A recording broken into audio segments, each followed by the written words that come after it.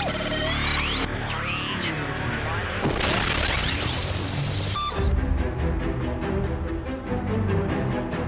listening to The Starting Zone, a podcast about World of Warcraft and the people who play it.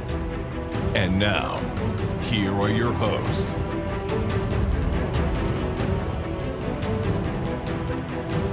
Well, hello and welcome to The Starting Zone, the podcast about World of Warcraft and people who play it. Today is February 12th, 2024, and my name is Spencer Downey. Thank you so much for listening and subscribing to our podcast. I'm joined, as always, by my co-host, Jason Lucas. Jason, how are you doing?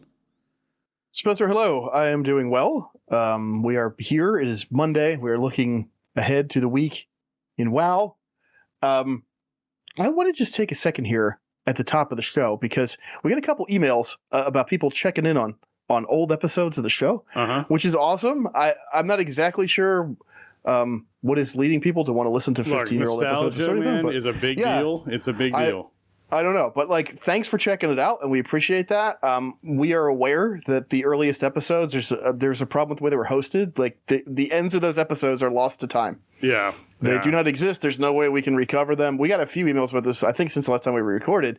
And it's cool that people are going and checking out the archives, but unfortunately, those old episodes, there's nothing we can do about that. We've preserved what we can on the current feed, and I guess we could try to get Mick and Jesse to re-record the final minutes of those episodes if they can remember what they said, and then we could splice them together. That would be the only way. Yeah, so basically a while back, I was going through and trying to update our archive, right? So basically I was like, hey, when Jason and I took over the show in that was a 161 or something like that is when we actually took over the show, something like that, episode number wise. I was like, all right, I'll dig into trying to update the website to make sure everything is, hunky-dory and all the links work, right? And at one point, I figured out that something that had been added since, I guess, they started the show was actual searchability on Google was a thing that, became more and more popular and more important, and that there weren't any tags or anything associated with our show for earlier episodes, which meant, hey, you have to actually, add them. So I went through every single post that Mick and Jesse had made and started adding tags to them to sort of help the searchability so more people could find the show, which was great. However, when I was doing that, I was actually going, hey, all the links are dead to all of the links to the episodes that existed. And I was like, well, that's weird. So I went into the Libsyn, which is where we host a lot of our stuff, and sort of went back to those old episodes and looked at the files and went, okay, let's reconnect all these links, right, to all those old episodes so people can actually get them again, and they're downloadable and they're still searchable and all that kind of thing. Well, I don't know when Mick switched to, or Jesse, I don't know which one was doing it at the time as far as hosting goes. When they switched to Libsyn, I guess something happened with their files. It was well before our time.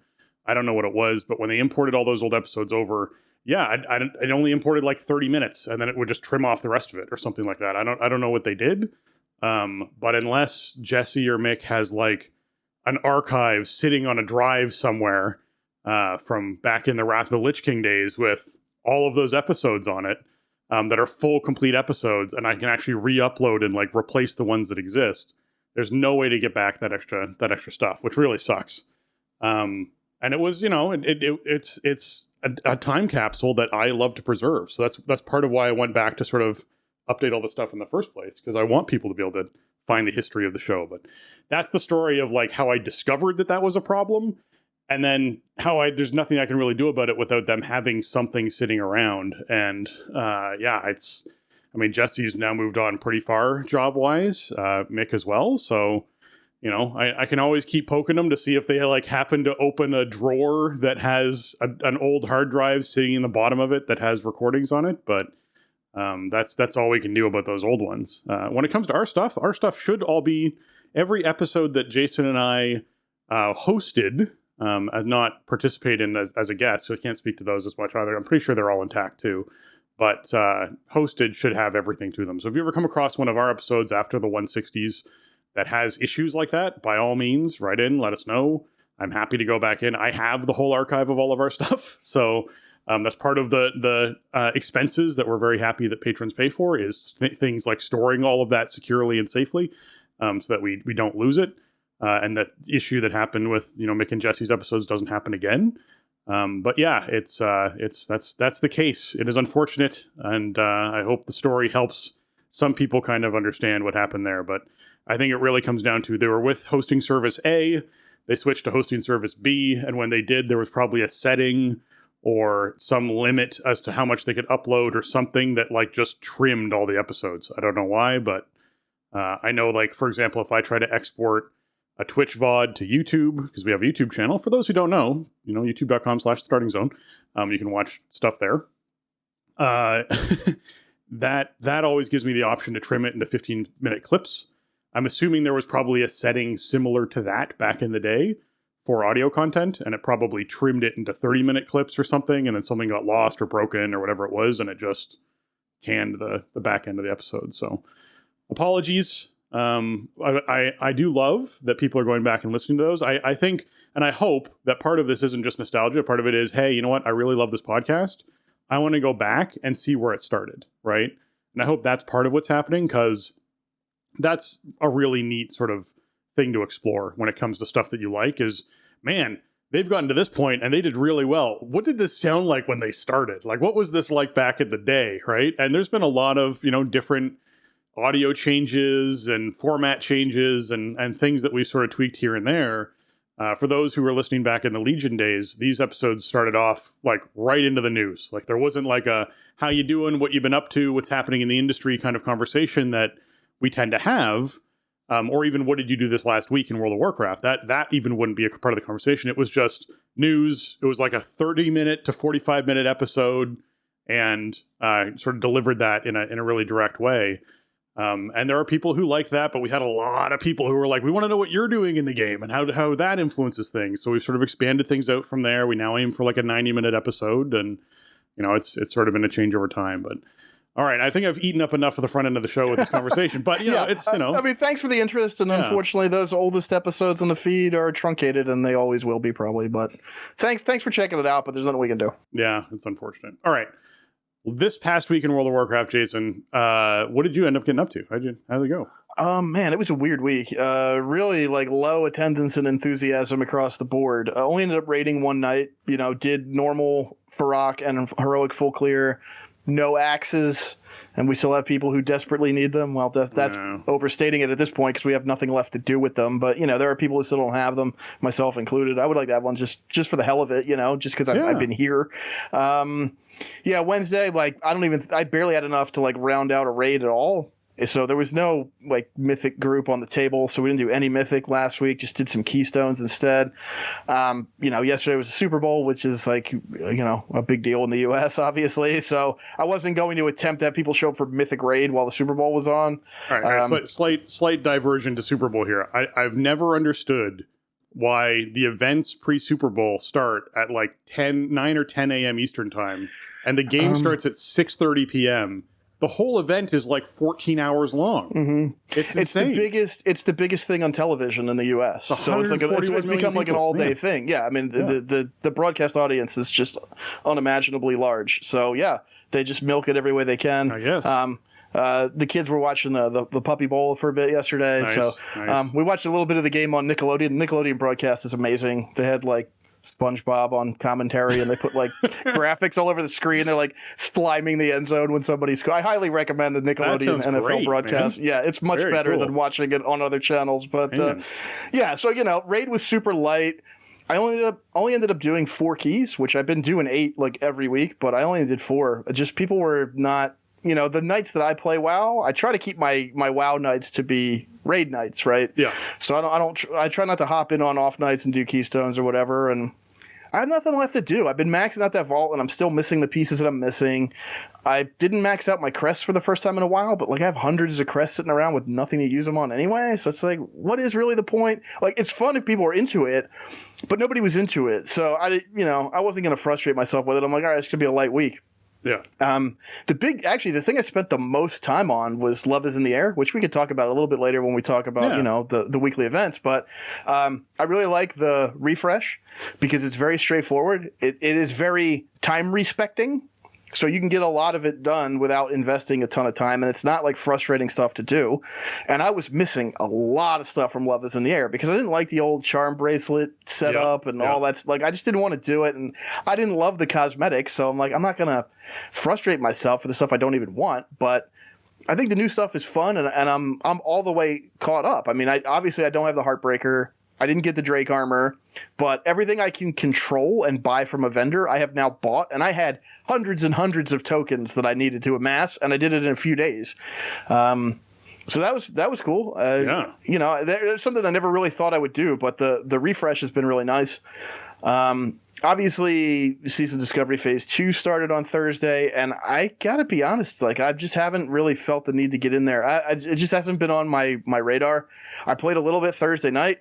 Hopped in there with my buddy from back in the day who's still kicking around in SoD, and hopped in with Case Lock, and we did some stockades. You know, I did a little bit of questing, did a little bit of stocks. I got a couple levels, and I said, all right, I'll see you guys later. And I just haven't logged back in. So I don't know. I've been really busy. I'm still under the weather. I'm just not feeling my best, and I have so much stuff going on in my life. And you know, there's a couple things that have just kind of taken priority over it. So I haven't really gotten into Phase 2 yet. I think also another thing about Phase 2 is like, the new runes aren't like mega power-ups, at least for Warrior. So it's not like, oh man, I got to go get that. It's like, oh, that's cool to have. But, you know, part of it is just the stuff on top of everything else I have going on and my own kind of priority system. Like, there's other stuff about Phase 2 where I'm not like, oh, I have to go get that, you know? So I don't know. I'm sure I'll play it a bit this week, but I'm just kind of cycling down a little bit. I've been playing a lot of WoW since Season 3 started, right? Since we got back from BlizzCon. Like, it's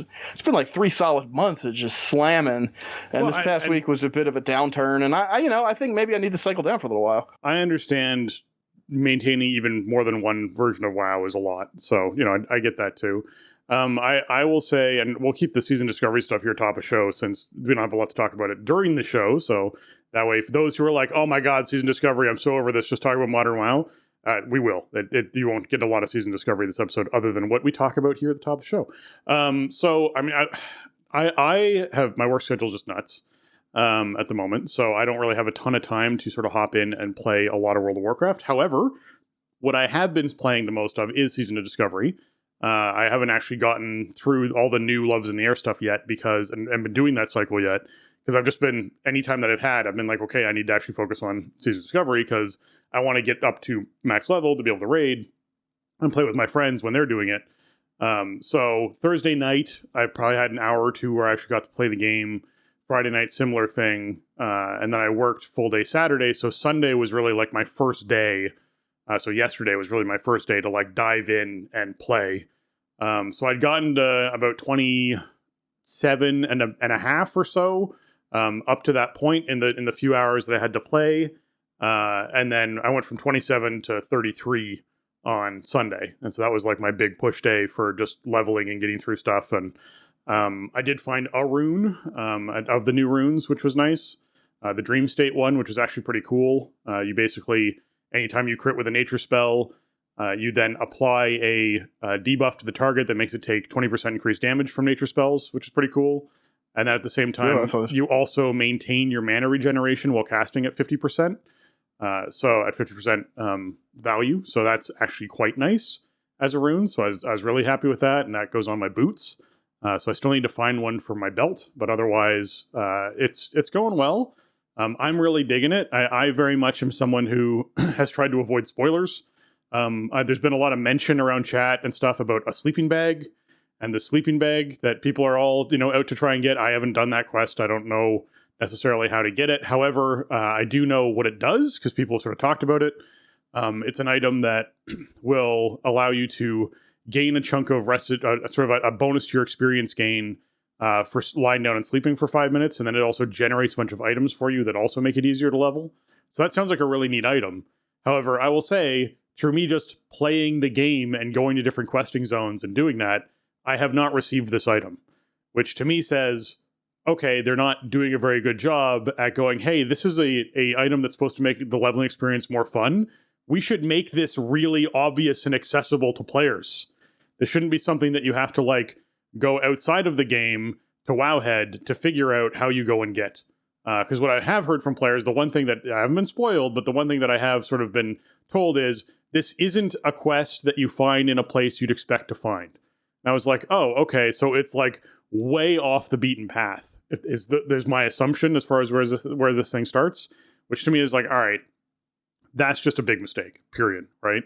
But I will say that Season of Discovery is littered with that mistake this go around for Phase 2.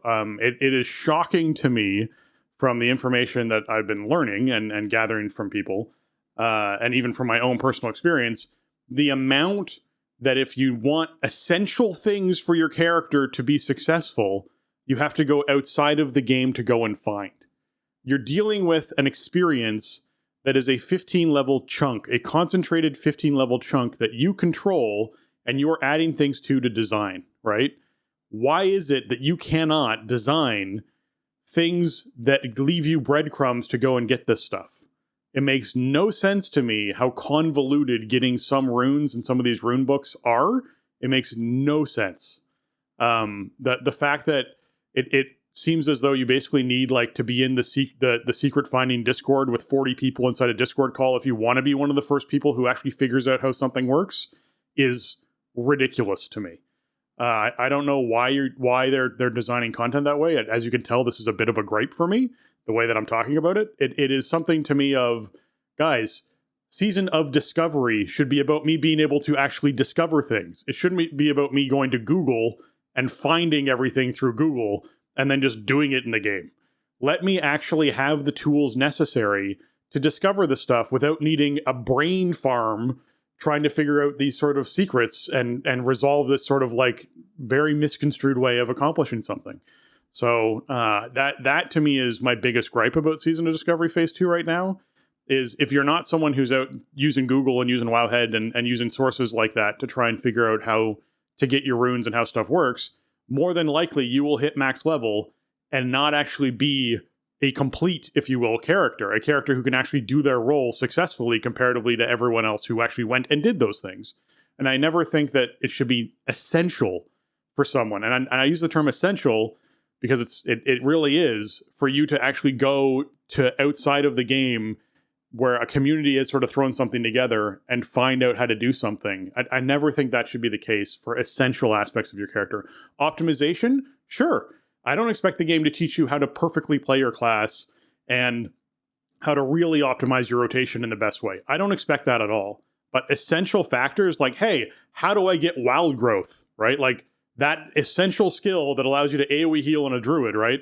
That shouldn't be something that is complicated enough that someone has to go to Google and find out from other people who've solved the problem already how to go and accomplish that thing.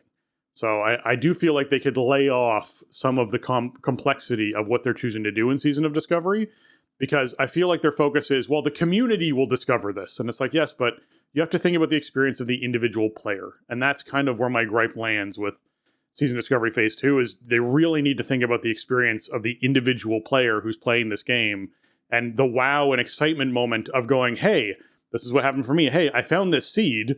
That's kind of neat. It looks like, it's desiccated, so you need to sort of like water it or do something with it. I swam around a lake. Hey, now it's a flourishing seed. I found these dirt piles that were up north that were for this seed. It literally had the text that says for this seed. So you're like, okay, I'll go and plant it there. You plant it there, and hey, I got a rune. That's cool. That was one rune for me. None of the others have been that way. I could really use a little bit less complexity and a little bit more moments like that are really exciting for people to find things. So I just feel like this is like a parallel to the mythic difficulty stuff for rating, where it's like, hey, the whole game could just come down a level, in my opinion, as far as the complexity and the level at which they do that secret stuff. I know that there's a very, very small group of people who love when it's this complex or love when the content's that difficult.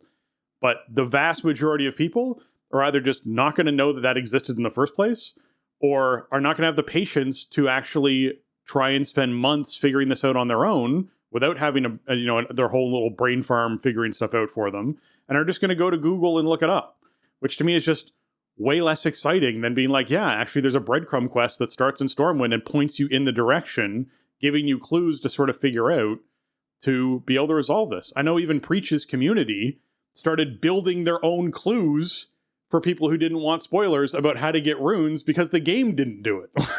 Like, go to the pass where winds are dead and da-da-da-da-da. And you're like, oh, okay, so Deadwind Pass. I have to go there and find the camp. And in the camp, I find the thing. Like, that was a clue that their community wrote because they're like, Blizzard didn't do this. And I feel like Blizzard could easily do this. And so I struggle with that with Season Discovery.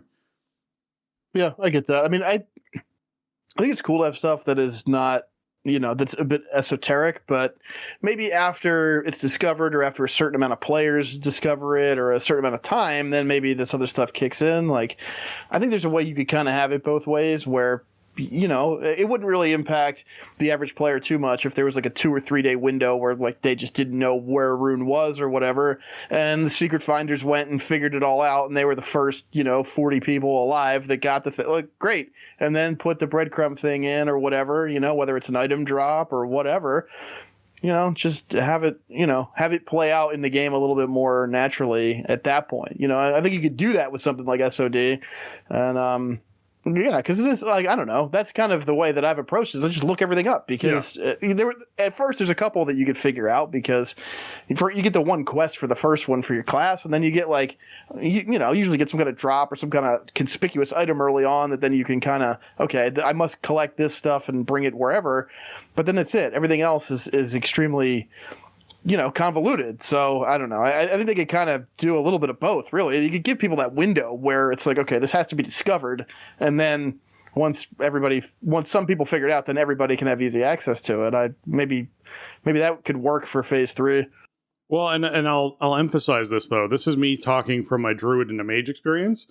People out there who are playing other classes may have had very different experiences with their runes because different people, I assume, are putting together the ways of figuring them out and resolving them. And maybe someone is out there playing a shaman and they're like, hey, I got quests for all of it and it was great and it was super easy and I was able to figure them all out. Everyone should take a note from that person and what they're choosing to do with that, if that's the case, right? I just feel like from my experience, I know I'm going to hit max level on my Druid without having all the essential runes. I know I am. And I'm going to have to end up looking them up. It's going to be something where I'm max level. Like, until I hit max level, I'm very much about like, no spoilers, I'll figure it out. I'm sort of going at my own pace. I find playing SoD very mellow. I really enjoy it. It's kind of like a Zen thing of just leveling, and the experience is really good. The leveling's really fun. The loop for me is fun. The runes make it way more fun. I think not having a mana cost associated with Wrath because I'm using a rune makes that much more accessible to me for leveling. I think a lot of the abilities you gain from runes are really fun. So I definitely am enjoying myself. It's just the thing of like the two big notes of having to go outside of the game to resolve this stuff just defeats the discovery part of Season of Discovery. Like, I'm not discovering anything if I'm just Googling and then going and learning it. And it's like a roundabout way of, it's like, it's a more complicated way of going to a trainer to train your skills, basically, is what it is. It's like, oh, this is just like a more roundabout, pain in the butt way of learning something new inside of the game, which I think is unfortunate because it sort of ruins that fun aspect to it. But the other thing to me, and I talked about this in Phase 1, was putting things at max level bothers me a lot in this as well. Things that are not accessible until you've hit max level to be able to really go and access as far as runes go. I struggle. There's a rune for druids that I sort of figured out the puzzle behind of that I have to kill a level 40 mob to start. And I'm like, okay, it's not just a level 40 mob, it's a level 40 elite mob. It's a boss. And I'm like, all right. So I just basically go, hey, that's some power and some fun thing I want to play with, but I can't get that yet. Why? Because I need to wait until I'm max level, and then I can go and start the journey to start trying to get this rune. And I find that's disappointing because that rune would make my leveling experience so much more fun, right? And so I almost wish that there was less level restrictions applied to a lot of these runes. I wish that things were much more accessible when it comes to players actually being able to get these things than going, yeah, you know what, if you want to heal on your mage, or you want to tank on your warlock, or you want to tank on your rogue, get to max level, then figure it out. And you're like, but that's defeats part of the journey and the excitement of it, of like, hey, I want to go tank Scarlet Monastery. Well, sorry, you can't. You don't have the runes yet. Like, that to me is just like, ugh. You know, I I dislike that aspect of the game. So I wish that they would really look at making all the runes accessible by like halfway through their leveling path. So if you're someone who wants to really challenge yourself and go at it, when you're 3 or 4 levels below, you can try and do that. If all the runes were unlocked at level 33 or level 34, right? And you want to try and get one that was a 34 rune at level 31, you can try and do that. And it's going to be, challenging for you, but you can do it, as opposed to being like, no, runes, these runes are accessible at level 40. You're expected to be level 40 to do this, and you're expected to bring a couple friends with you. And you're like, oh, okay, well, that's disappointing to me. I wish that they could have made this a little bit more accessible to players earlier on, because to me, the journey of getting from 25 to 40, to me, is actually more involved than what I have to do at 40. As far as like, I enjoy that experience more, and there's more to do than when I hit 40. When I hit 40, it's, okay, let's dungeon grind. That's what it is. And I don't want to go out and have to do a big travel path thing to try and get a rune. I just want to dungeon grind. That's all I want to do, because I want to be ready for raid.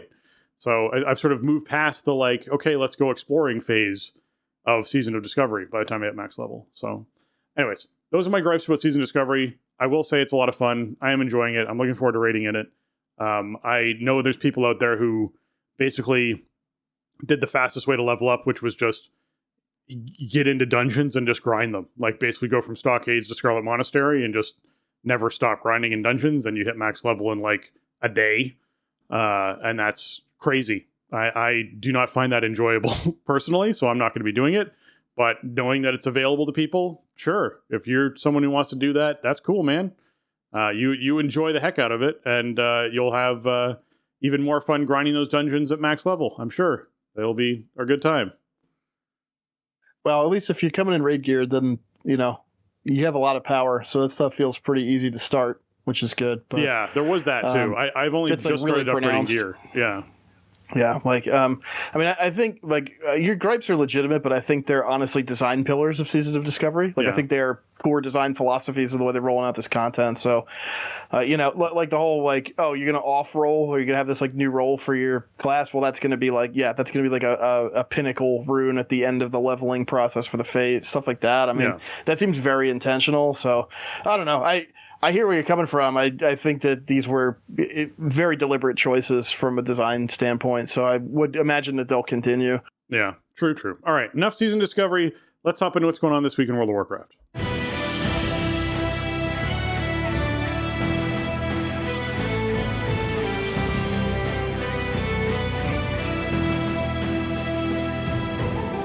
All right, this week in World of Warcraft is the Dragonflight Dungeon event, where the Sign of the Warrior buff is up. The final boss of each dungeon awards an extra item when defeated. This does not function for Mythic Plus dungeons. However, there is a quest to complete 4 Mythic difficulty dungeons, which rewards a heroic Emir Drasil Treasures cache. So you get yourself some heroic loot off of doing 4 Mythic dungeons for the week. So if you're just doing your 4 Mythic Plus, pick up this quest first. You'll get that extra piece of loot. It is excellent. You just don't get anything extra out of the final chest on those Mythic Pluses, which I miss the Legion days, man. Those kind of a bummer. I feel like one week every other month they could let us just have an extra piece from Keystones without going above 20s, but whatever. It's still a pretty lucrative event. You could get something really cool out of the cache. There's really good trinkets and stuff in Emir Drasil, so and you can do low level mythic dungeons if you want. You can just do mythic zeros and get like a much better piece of gear for your trouble. So this is it's a great event, because for dungeon players, a lot of people are going to complete this without even thinking about it. Just got to remember to pick up the quest before you get started. That's the tricky part. Yeah, exactly. And sharing is caring. Share that quest with your group before you drop that first keystone. That is always the nicest thing to do with the Keystone group, is just hit that button, and when you watch, sharing this quest with so-and-so, ... and you're like, aha, I found one. Yeah, always a good thing. That's one less keystone you need to do for the week for your friend to get their box, because they're going to make you do another one if they forgot the quest. So. Yep. Of course, you want to pick up your Aiding the Accord quest and support whatever event you choose to support. This week is Super Bloom, obviously, is sort of the no-brainer one to take, but it depends on where you're at, if reputation-wise, and what you're choosing to do. PvP Brawl for the week is Deep 6. This is basically teams of 6 pitted against each other in Warsong Gulch, Silvershard Mines, and Temple of Cotton Magoo. Each battleground offers a little variation on the traditional format, like the flags being a bit closer in Warsong Gulch, there being fewer carts on Silvershard Mines, or there's only 2 orbs that you're sort of juggling and tossing around trying to hang on to inside Temple of Cotton Magoo. This is a lot of fun if you can get a group of friends together to do it. It is actually pretty neat to have sort of like a group, or at least a few people, like 1 or 2 people that you're familiar with queuing into this brawl, because you can impact it so much more, right? It's that thing of like 2 or 3 really organized players can really make the difference in winning or losing inside these situations. So it's a lot of fun. I would certainly recommend hopping in on some Deep Six. Yeah, this is like the opposite of Packed House, right? Yeah. Like, Packed House was last week, and there's way too many players in this arena. And Deep Six there is not enough players in this battleground. I will say, I think Cotton Magoo is fine. It's such like a straightforward format that you can mess with it in all kinds of different ways and still make it fun. And I think it's fine for Deep Six. I think Silvershard Mines is like mildly improved with the smaller teams, and I think Warsong Gulch is a lot worse. I don't like it. I don't like queuing into a Deep Six Warsong. The other 2 are okay though. So a little bit of a mixed bag if you get those WSGs, but overall, like it's okay. It's definitely a bit of a different flavor with that few players in a BG. Yeah. If you're looking for some gear or a Star the Hibernator, the big Rune Bear in Emerald Dream is a good place to start. Be sure you're knocking out the big bear for your chance at some loots. There's of course other world bosses up as well if you're still trying to actually get some like transmog, or maybe there's an achievement or something you're trying to accomplish, a little bit more reputation. The Zekeli Elders down inside Zeralux Cavern are good ones to try and knock out early in the week. You'll probably never kill them late in the week. There's just not enough people around to do it.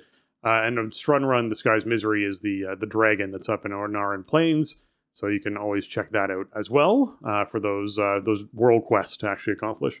Mythic Plus 8 fixes for the week are Tyrannical, Storming, and Raging, meaning bosses have more health and they deal increased damage, while in combat, enemies periodically summon damaging winds, and non-boss enemies enrage at 30% health, temporarily granting them immunity to crowd control effects. Okay, so, man, Tyrannical Storming. Storming is only tricky in some situations as far as displacement. Basically, when you get knocked up, you can't move, which is kind of one of those problems. So if there is hey, I need to get out of this mechanic, and you happen to get clipped by a storm with one of these whirlwinds, then not only do you take a little bit of damage, you also just can't actually continue moving until you've landed on the ground again, which does affect some mechanics, so just keep that in mind. Raging is like a non-issue with Tyrannical, because you're not going to deal with a raging boss, because it's non-boss enemies, so you never have to deal with a boss hitting 30% less, or lower health and suddenly becoming immune to crowd control effects, because they're always immune to crowd control effects, so it just would be a non-thing for them. So, yeah, I think actually this is probably a fairly favorable Tyrannical week. I think Storming is the only thing you have to watch out for, which is going to affect some groups and how they do something, but otherwise, like Raging on Trash, as long as you are having someone who can either dispel an enrage effect on mobs that can do big AoE that need to be interrupted, or have, anything that needs to be CC'd or interrupted, or stunned, as long as you have something that can get rid of enrage effects like a druid or a hunter or a rogue, then you're probably doing okay as far as a group goes. I think this is probably a pretty smooth Tyrannical week, Jason. What do you think? Yeah, I agree. I mean, this is basically, I don't want to say Trash is free this week, but these are like essentially non-affixes, This is a far cry from Fort Spiteful that we had last week, where you're just in combat with Trash for an eternity. The Trash is going to explode and die, and you're going to move on with your life. Yeah. One thing to note about Raging is that they are immune to CC, but they can still be like hard interrupted, like kick, pummel, whatever. So, just plan accordingly. Use your stuns earlier to interrupt stuff at high health or whatever. Maybe, pick a caster to nuke down or whatever, because you're not going to be able to get those 4-second stuns off or whatever on it once it's below 30% health. You can also, you can soothe the Raging if you have, a class to do that. If you have a rogue or a hunter or a druid, then you can soothe that caster and then stun it up. So, that's even better. Raging used to be a much bigger deal, right? Because they do like extra damage and stuff. It's just the CC immunity now, so it's much more friendly. Yeah, storming is obnoxious, but it's a minor disruption most of the time. It can get a little hectic in certain places, like first boss thrown to the tides when you have those intermission phases where there's the swirlies everywhere and all the ads out and you got tornadoes and, stuff like that can be obnoxious, but it is avoidable. You can move away from them, and if they hit you, it's usually not game over, right? Like you might get, if you hit a really bad one and you get stuck in a thing you absolutely cannot afford to get stuck in, then you're going to die if you can't reposition. But if you have a movement ability, you can use that in the air. Like you could heroic leap or grapple or whatever back to a more favorable position if you get hit with one of these and you're going to get clipped with something bad. So a lot of counterplay. In my case, like I'll try to eat as many stormings as I can because I don't really care that much. I'll get bounced up in the air, whatever. Maybe I could charge back to something and pick up some rage on the way down. My damage is decent at my gear level and stuff for what a tank can contribute, and I run with an AUG a lot, so that's also some extra damage. But if I can keep my DPSing and my healer healing, then I'm going to do that, right? Like that's kind of the job. So. Overall, I think this is a really good week. If you need tyrannical rating, if you're trying to hit some kind of milestone, get some keys in this week coming up for sure. This is one of the easiest tyrannical weeks I think on the docket. Granted, I mean tyrannical is always its own kind of can of worms, right? Because having to do a boss for 30% more time and bosses hitting that much harder, the difference between Fort Week and tyrannical week is.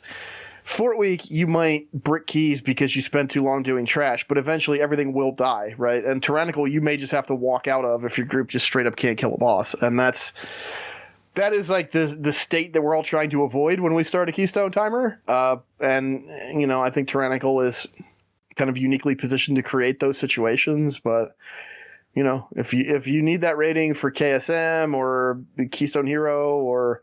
even if you're just like trying to unlock teleports, I mean, I think even within the 20 range, like this is a really good week for that.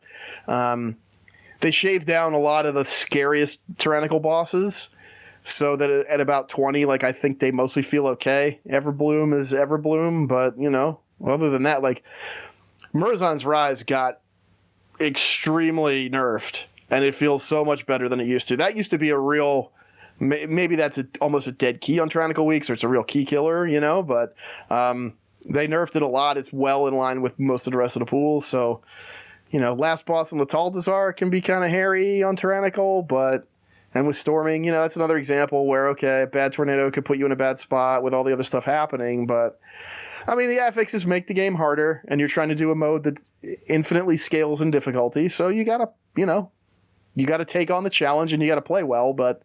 This is a good week, man. I'm hoping that there's a little more enthusiasm among my crew to get in there and get some keys in this week because I want to do some. Nice.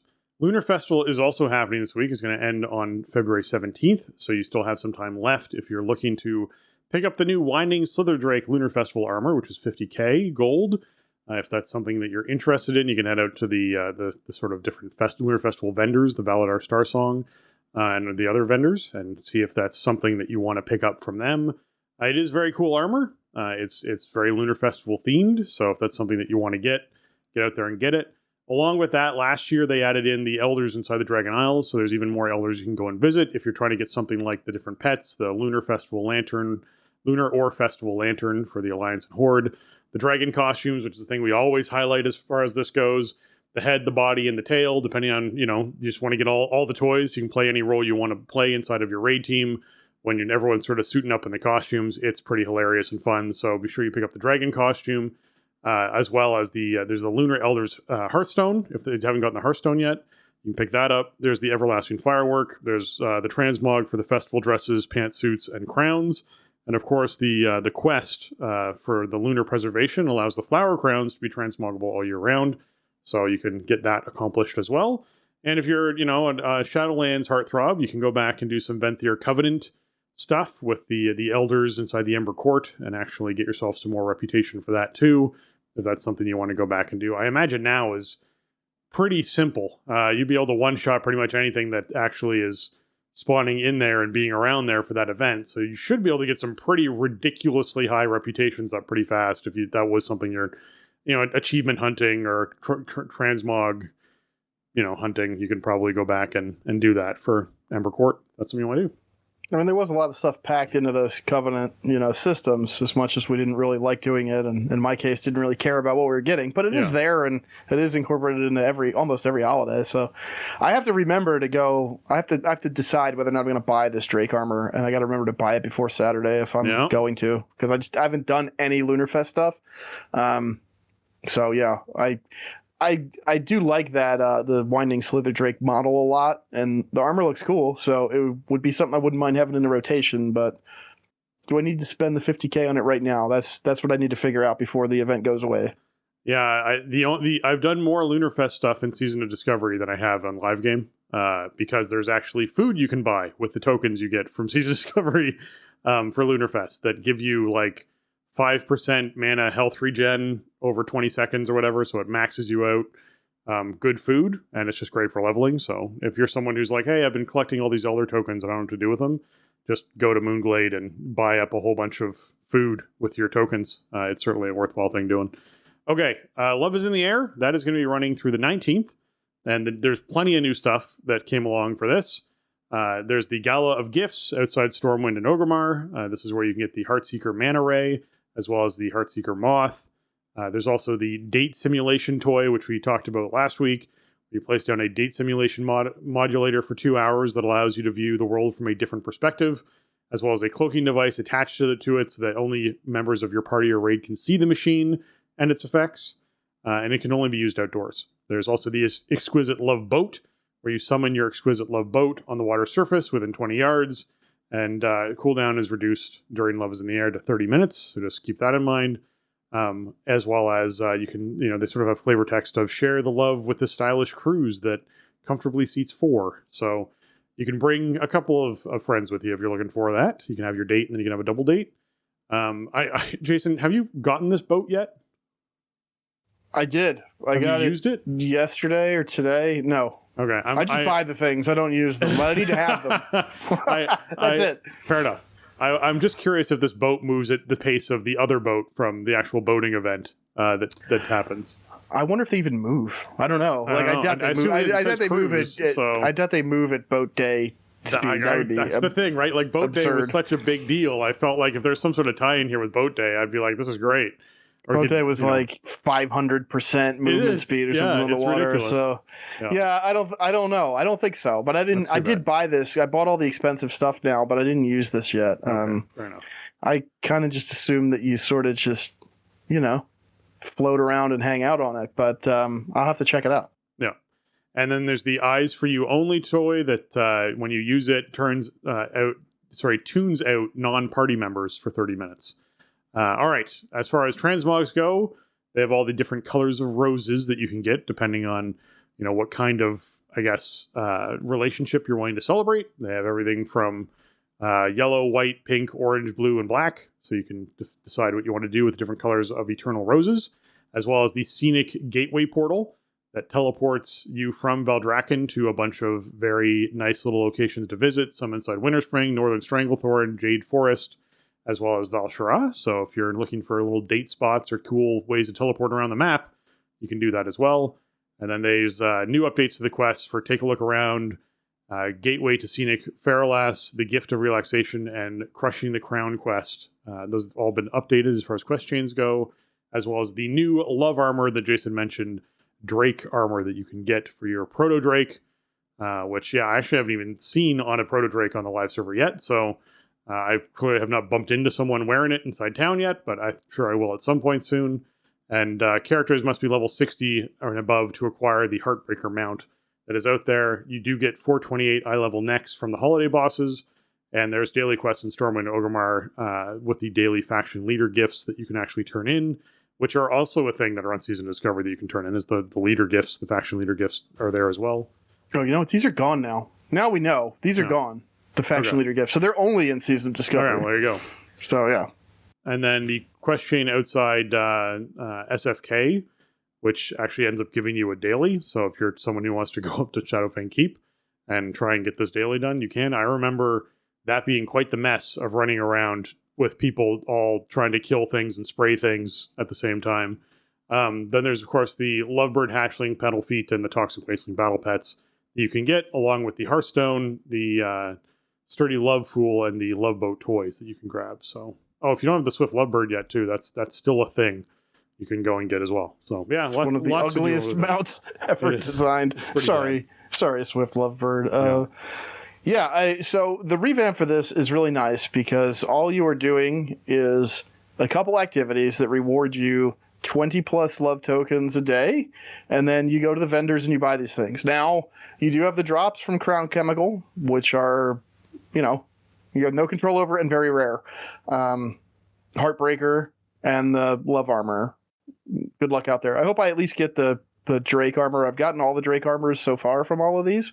The Heartbreaker is very weird because it's like the only holiday boss mount that I don't have on my 20-year-old account, Like, it must be lower chance than everything else. It was the lowest chance mount. They told us it was the lowest chance mount to get, Yeah, so it's like the only one from any of these I don't have. They revamped the intro quest chain, and it's nice because you could dragon ride out to Shadowfang Keep, so you can get there really fast. And if you do the whole quest chain, which results in, hey, go queue into the holiday boss, that's like 150 tokens, which that right there is enough to buy some of the new, more expensive items, not the 270s, but still, there's some stuff that costs 150. It's enough to buy a handful of stuff in the 100 to 40 range, which there's a bunch of stuff like that too. And then the dailies each give 10, and the dailies are quick. You pick them up right outside the main city there. There's the portal from Valdrakken right to the hub for the holiday. And then, yes, you have to go to Nagrand or Grizzly Hills or whatever, but the portal goes right there and back. There's no travel time at all. You just go to the place where you do the thing. So the dailies are quick. They're relatively low friction. They're pretty fun. They have some personality. So I like them. And they're very lucrative. I went through, I think, on 5 or 6 or 7, maybe 5 characters, maybe 6, and did the intro just one after the other and just bought out all the vendors. And then I did dailies on 3 characters to save up for those 270 items that I was missing from, there's the one new one, and then there's the 2 boats with the mount, the Mana Ray mount thing. The Heartseeker Mana Ray, that's a 270, and then the boat toys. And now I'm done with all that. So I'm still doing the boss just to give it a shot, and I'm doing a little bit here and there because I don't have the lovely dresses and the dinner suits, all of those. But it's random. You can't just pick the one you want. So it's I may or may not. There's only 4 dresses and 3 suits, but and they're only 20 tokens, so you can get one every day on any character, right? If that's all you're buying, but. I'm not gonna stress myself out about it. I'll do what I'm doing. I'll dump my extra tokens into those, and if I get all the MOG, then I got it all. And if not, I'll see you next year, I guess. But overall, I really like what they did with this. It's fun, and it's very low bar to participate, right? You just get in, do it.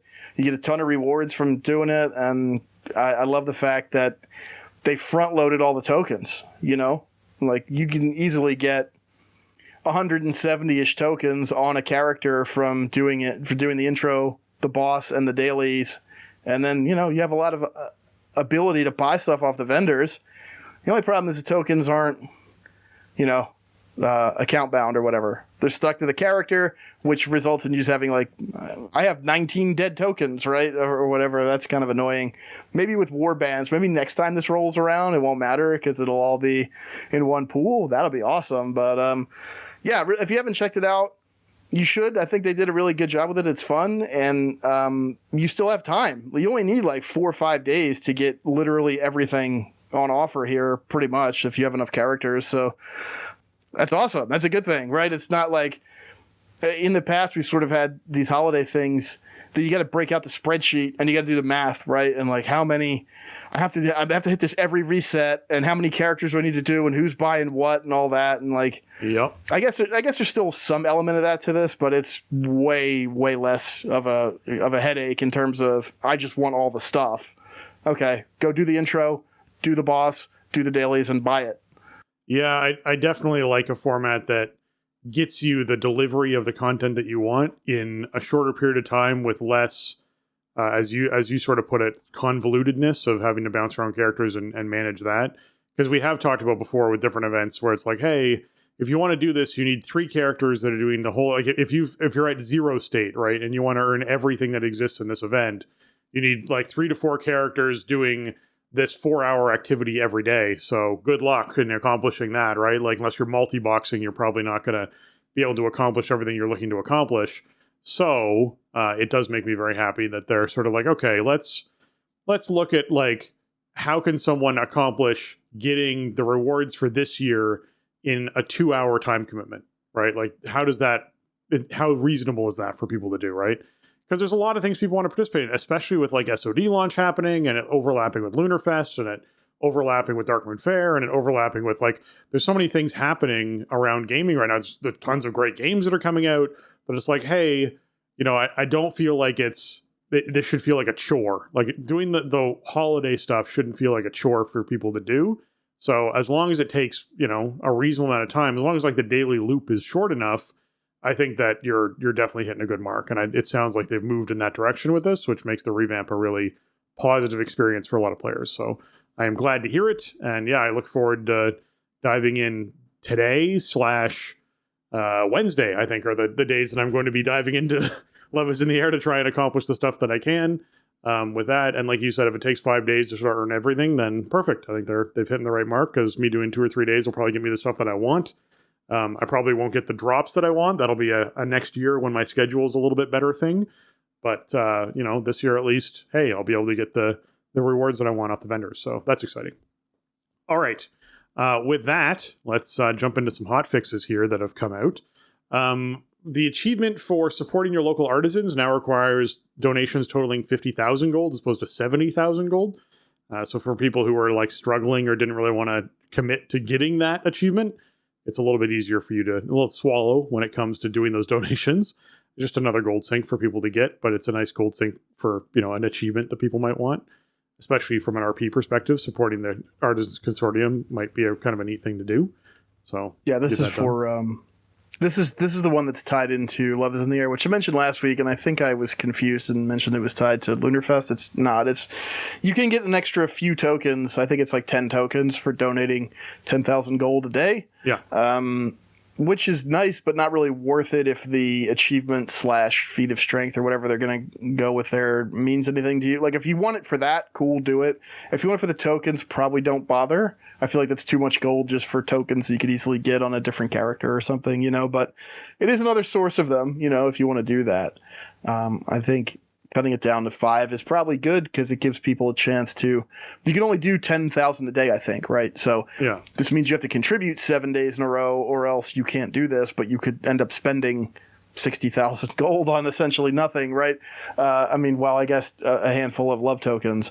So at least this gives. At this point, what we have. We still have like a full week here, so if you're listening to this on pod, you could still do this. If you're early in a week, you can get in there and get your 5 dailies in.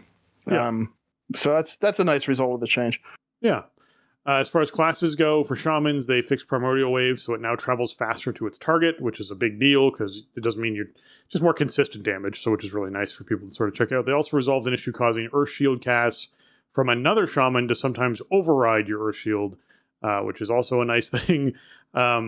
This happened I remember back in the day with having Weakened Soul as a debuff for priests and having to like track Weakened Soul if you had more than one priest in a raid because people would try and bubble people that had been bubbled and Weakened Soul would be in effect and it'd be overriding or preventing or not preventing. Or it's nice when they sort of resolve things like this and make it a little bit clearer for people who are trying to get something done.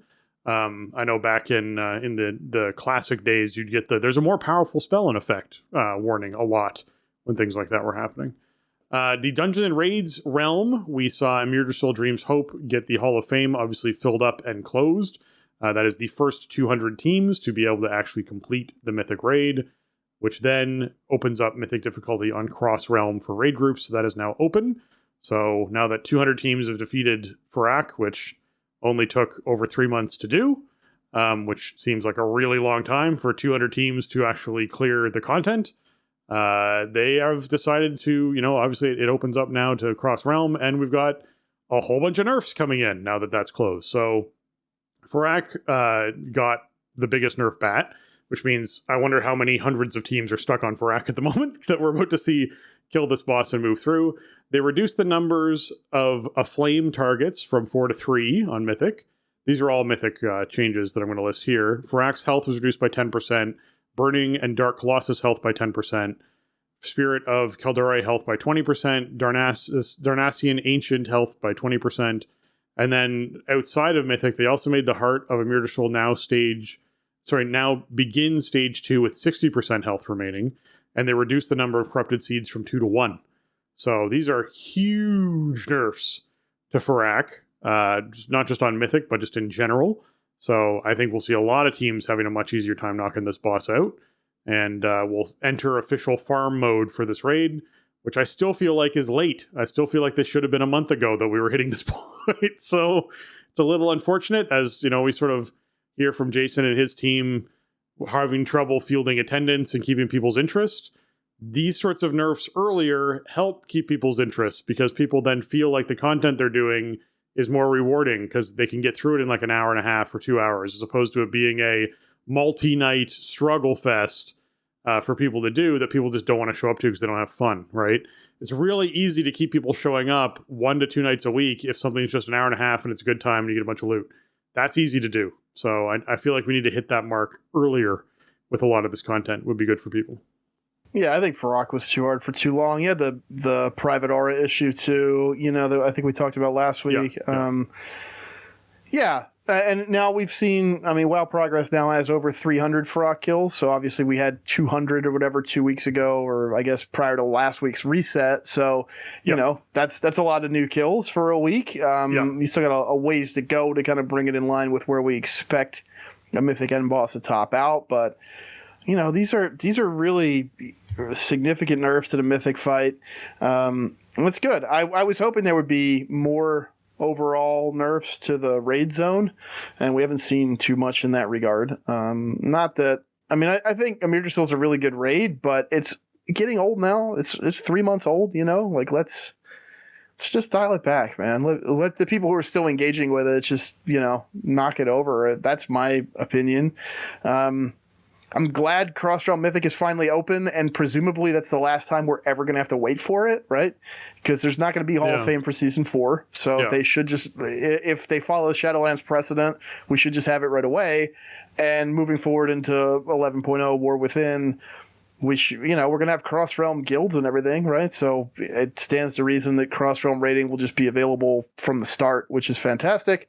This was like the last little bit of pain we had to endure with that. I do have a couple people who are off server, but I also didn't see hide nor hair of them this past week. So it's like, hey, you could finally come do Mythic, but you're not online. So I don't know. I get why they did that to a degree, but the game is so much different. I feel like the needs of the raiding community are so much different now than they were even a few years ago. Like, you have to reduce barriers everywhere you possibly can. Like, people just need to be able to play the game together, and I think maybe this is the last time we'll see such a barrier, so that's good.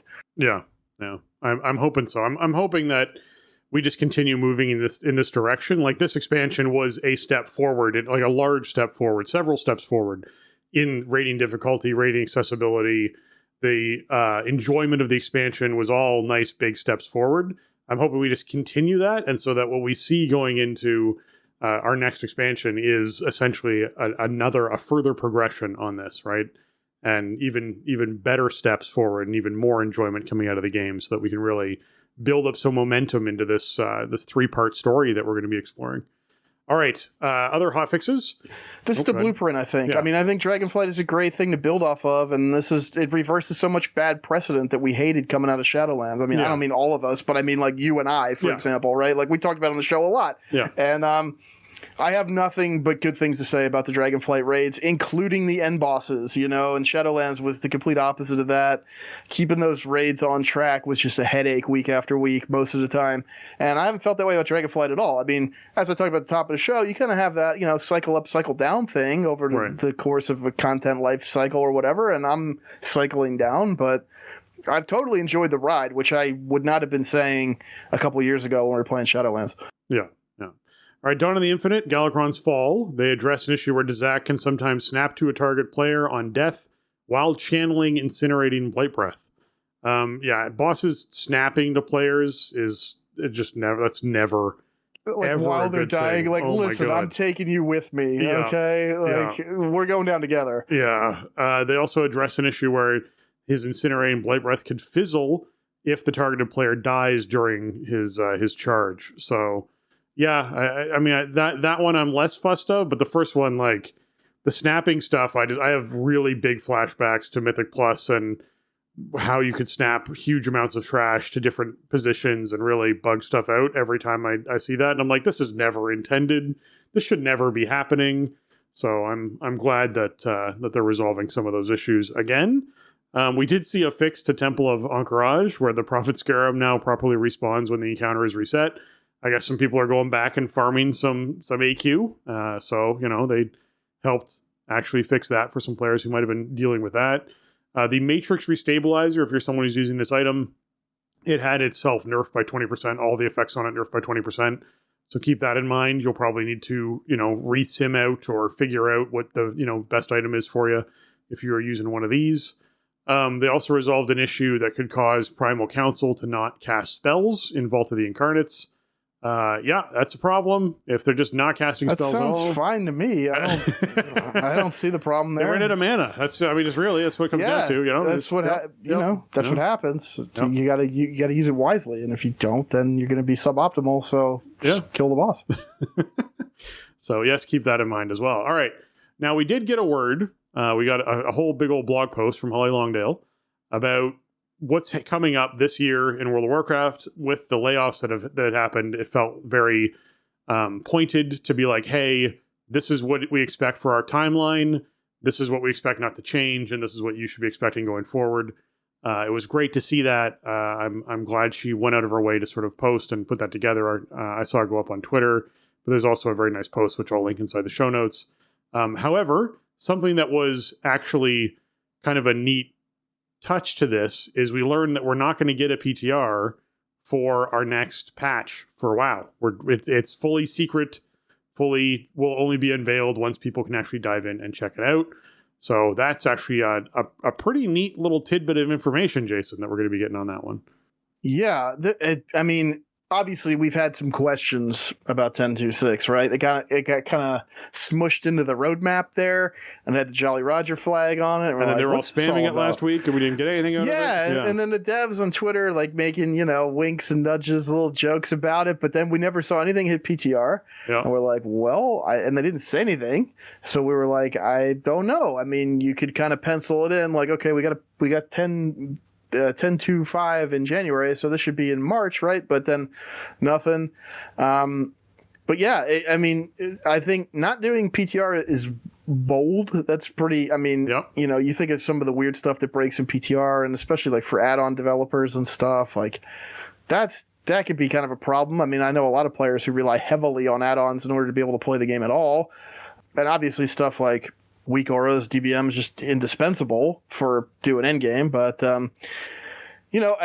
I like that they're trying something different. And I think, worst comes to worst, if we have to live without our add-ons for a couple of days and, this late in a season, it's not like there's a new endgame season kicking off with this. So, I think it's worth doing to try to do something cool and do something, just drop this secret, unforeseen content on us. There's something interesting that Holly includes in the blog post. It also raises an eyebrow. She describes it as a unique event inspired by past music from the community. It's open to anyone with a WoW subscription if they want to participate, classic or Dragonflight players. That's all we're going to say. Yeah.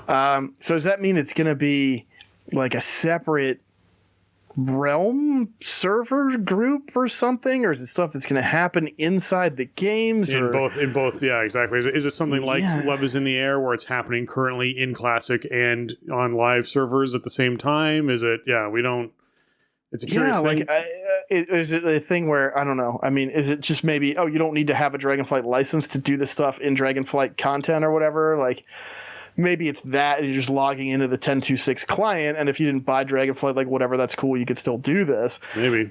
Or maybe it's something, a little bit broader than that. There's no PTR for it because it's a different version of World of Warcraft. Right, yeah, like it's some other client, like some other thing in the drop down. I don't know, man. Like, based on what she's telling us here, your mind just goes to all kinds of different places, right? It can mean anything, really, if Classic or Dragonflight players can participate in this event as long as they have an active sub.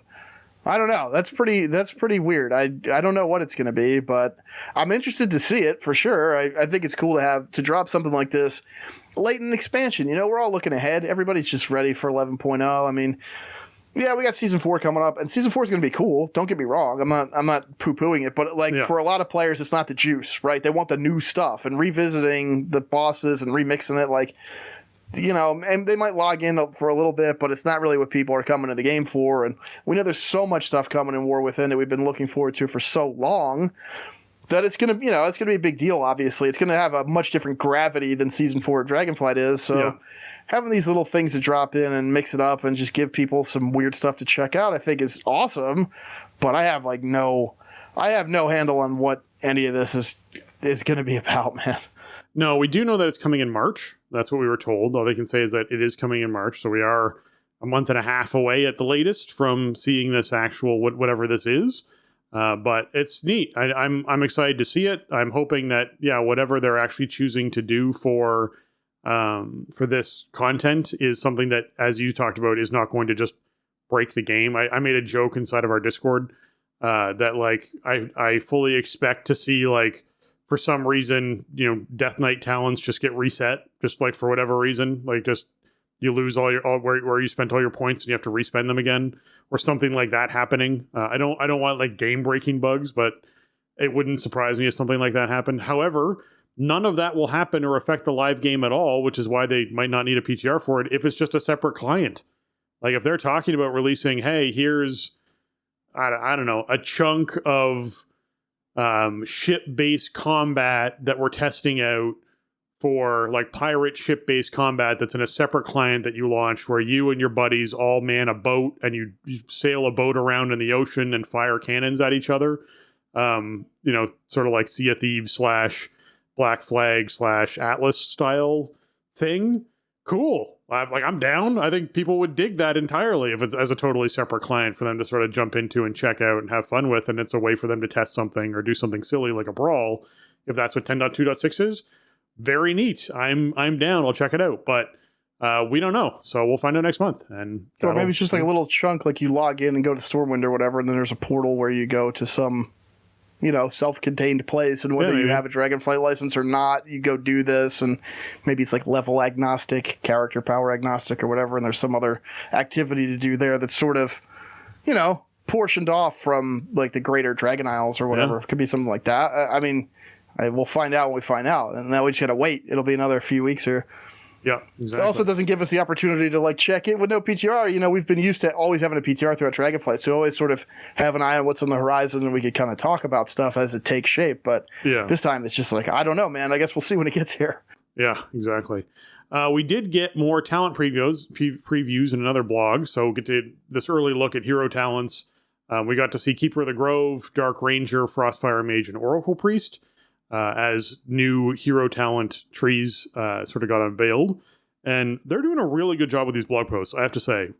They really lay out their intention, what their sort of design structure is, how the system works, and then do an actual dive into the actual specializations as to what they're trying to do. So we know that Keeper of the Grove is going to be the balance and restoration shared choice. So obviously Guardians and Ferals can't choose this choice. It would be for balance or restoration. It's going to have a bunch of different abilities in it, including basically really a treant focused kind of tree as well as a sort of buffing Cenarius Might kind of area, and then a protective, grove tending kind of area for this Keeper of the Grove. And I think that's a neat 3 ways of breaking it up, all leading towards Harmony of the Grove, which basically makes each of your treants then boost up your spells, and each of your Grove Guardians then increase your healing. And it's kind of like a neat way of like, hey, when I activate my treants or use them or manage to get enough of them out, I get this really big boost for doing so and accomplishing that. And it's kind of like using a cooldown in that way. So I like seeing these. I think they're very fun, and I hope they continue doing them. And they don't just come along with like minor explanations. They break everything down, which is just great to see. So if you're someone who's really interested about what they're choosing to do with your class, or you're like, man, I've been waiting to play a Dark Ranger forever, show notes will have the link to this post. You can dive into Dark Ranger. You can go through and look at what the talent choices currently are for what they're trying to analyze and do, what they're trying to accomplish with those talent choices and their philosophy behind it. And I love seeing that. It's just such a nice touch for them to go through. And all of this obviously is very early stage, but this is where you actually get to share your opinion. You can go on the forums, you can post, you can talk about, hey, I really like this. I wish this was accessed earlier. What if this actually did this instead? Maybe tweak this a little bit. Like those, none of the numbers are there yet, right? We don't know necessarily like what they're really going to be thinking as far as how much of a boost to character power and ability is going to be, but you can at least see the direction they're heading in or the philosophy they're using, and you can give feedback on that. So I like seeing this. The first of the system unlocks at level 71, and you're going to get a talent point to spend between 71 and 80, so every level. And it'll be great to see the hero talents come in. I'm excited for it. Yeah, I think it's going to be a really cool addition to War Within. Obviously, they're going to be a work in progress for a long time. Hopefully, we see Alpha soonish. We're in mid-February now. We know that we're supposed to see Alpha in like springtime. So who knows? Maybe we'll get to play with these before too much longer, at least in some early state. I know the priest thing was very controversial this week because it's leaning more of a support direction and kind of doubling down on the PI type of design, which people really don't like. Some people really don't like, which is a bit strange to me because I look at WoW, at least PvE, as like the ultimate cooperative video game like ever designed. And so, but for a lot of players, like the meters are the game that they're actually playing, and Warcraft logs is the game that they're actually playing, right? And so stuff that muddies that or whatever they don't like just reflexively, I don't think that makes for great design opportunities necessarily. And I think encouraging, cooperation and the way that characters can synergize with one another is really cool. That's been a cool element of games like this forever, including this game. Yeah. So I don't know. I don't have a problem with it myself. Again, my raid spot is not dependent on my parses or anything. So that, that might have something to do with it. I get that there's pressure around these things, but I just don't agree with it. I don't live in that world. I want classes to be able to do cool stuff and to do cool stuff for their party members and everything like that. I think that's always been a fun element of the game. So, but obviously the stuff is early days. It's going to be iterated on heavily. And with anything like this, we know that once they stand it up, that's one thing, but they can always tweak it, revisit it, redesign it. Like, look how much class redesign we saw throughout Dragonflight up until about 10.1.5, even late beta, we were seeing entire talent trees that weren't finished that were then getting finished in the last 2 weeks before the game launched. Like, you are going to see change. You're going to see things affected by this. One of the reasons I don't like digging too deeply into the things outside of the philosophy about what they're trying to accomplish with the classes, which we know is they want to make something that feels right to the class, that's really true to its nature and what that sort of hero talent tree is supposed to be accomplishing, which is great. So, you expect the Keeper of the Grove to be very protective and be able to have some flex to being, more aggressive or doing damage, but really is more about sort of rooting yourself in place and guarding and protecting things. And we know that, Frostfire Mage is going to be wielding frost and fire blended spells and really sort of having that sort of power and strength of doing that. And the Dark Ranger is going to be very shadow based and, very sort of able to do a lot of attack, but very Sylvanas-esque kind of feel to that character. And it's something where we have expectations of that. And seeing how they execute that's really important, but just hearing the philosophy behind, hey, this is what we're trying to accomplish. If you agree with that philosophy, great. If you're not really feeling it as much, voice your opinion, because it certainly is helpful for them to get that feedback early on.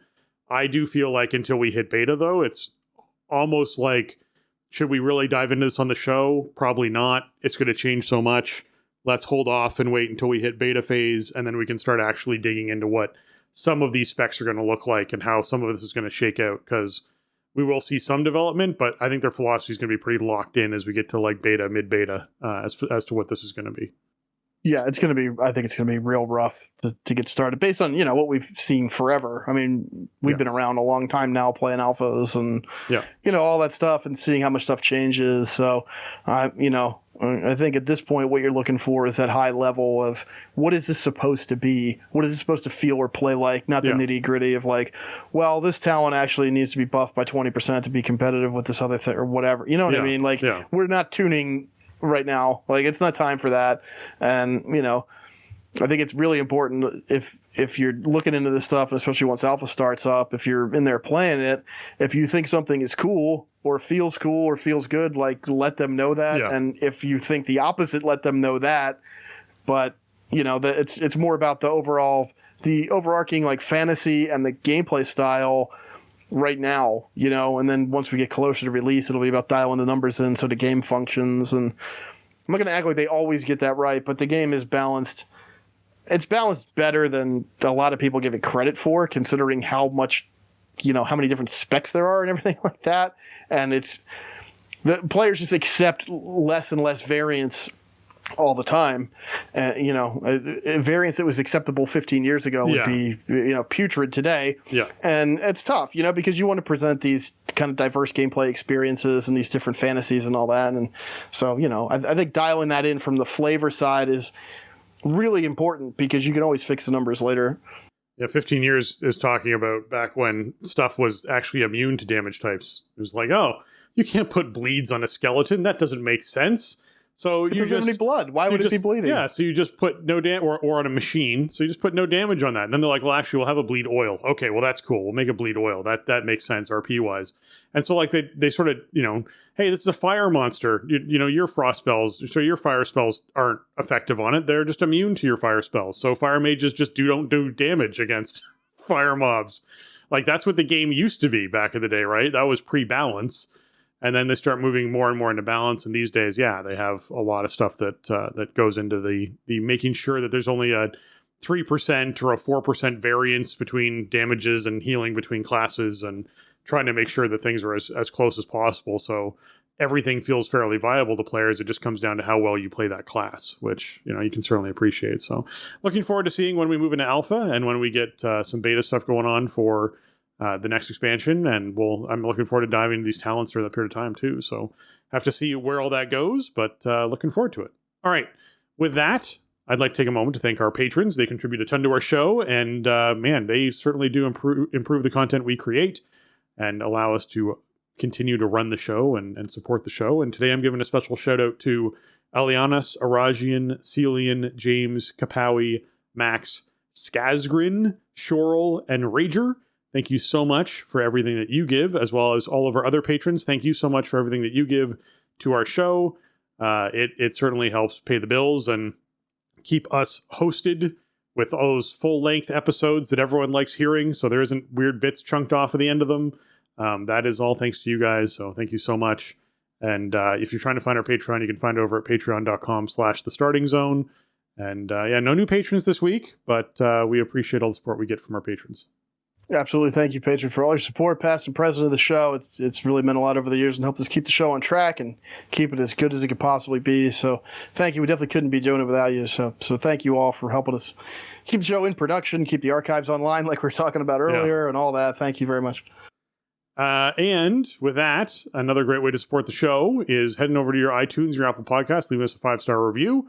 We love reading reviews live here on the show, and they help boost us up those charts and help more people find our show. And just keep them coming. I'm loving these. Just keep more and more 5 stars. You are certainly helping the show out. So taking a little bit of time of your day to do it on your iTunes, Apple Podcast means a lot. This one comes in from Domo, entitled Accessible, Addictive, Amazing. A weekly must for all WoW fans. Jason and Spencer distill all of the in-game and out-of-game going-ons into a superb summary. Never miss an event, keep up to speed with the latest raid or dungeon pool, and stay prepped on the next patch. Their passion for the game has amped me up for Season 3 of Dragonflight. I'm 2,500 and a half of rating and halfway there on my portals. My best ever performance as a Resto Druid with very limited time to play. Thank you for everything, and long may you reign. Well, thank you so much, Domo. Man, I am pumped for you this is your highest season yet, 2,500. That is, you're killing it. That's great. You're doing Resto Druid, which, close to my heart. I appreciate, respect. I hope you have a witty name or a fun name for your Resto Druid. It might just be Domo. That's entirely possible, but I appreciate it. Man, oh man. And you're already halfway there to your portals. Like, you're ahead of me on portals, man. I have not been doing the 20s on the live game as much. So I need to catch up here before we hit the end of the season. Although I guess I could probably get them in season 4 too. But we'll see how it all goes. Thank you again for leaving us a review. You're helping us out as well. So we always appreciate that. And I hope you continue listening for a long, long time. Absolutely. Thanks for writing in and taking the time. I'm glad you enjoy the show. It's great to hear. And congrats on that. This is also like my highest season rating in an 8 dungeon pool. I may have hit higher than that before in 10 dungeon pools. I can't remember, but it gets a little skewed when you have 2 extra dungeons to get like 350 points out of or whatever. Yeah. It's been a really fun season, and I'm glad that other people are feeling that as well. Cause we've had times where it's like, okay, let me just deal with this. I'll do my dungeons, but I feel like the pool is super fun. The tuning feels really good. Like, I just always have a great time in there, and I hope they can hit that more consistently. Yeah. It's been great, and I'm glad we could be part of the journey there for you. Yeah. All right, that's going to wrap up episode 618 of The Starting Zone. If you want to go show notes for this episode or leave us a comment on the show, you can head on over to thestartingzone.com, the official website for the Starting Zone podcast. If you want to contact the show and leave us your feedback or ask a question, you can email us at thestartingzone@gmail.com. or reach out to us on Twitter, or you can join at the Starting Zone, or you can join our Discord server, thestartingzone.com/Discord. You can also get your hands on some TSE gear over at TeePublic. That's teepublic.com/stores/the Starting Zone. Check out all the sweet designs on shirts and mugs and stickers and all that kind of fun stuff. I will say, if you are going to our website, startingzone.com, you'll notice in the URL, when you click on an episode, the URL just has, EP and then the episode number, right?